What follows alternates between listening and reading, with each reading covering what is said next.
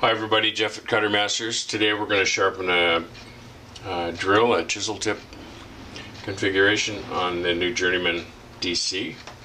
We've got the face wheel on there, we've got the motor set to about 1000 RPM, and here we have the cam set with a 2-flute cam. Essentially bring it around till you see the set screw.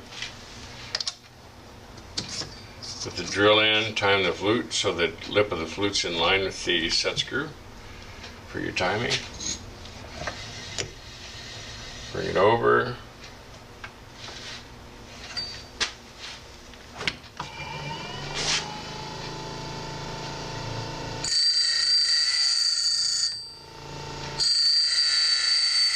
should be able to hear it sounds about the same on each side.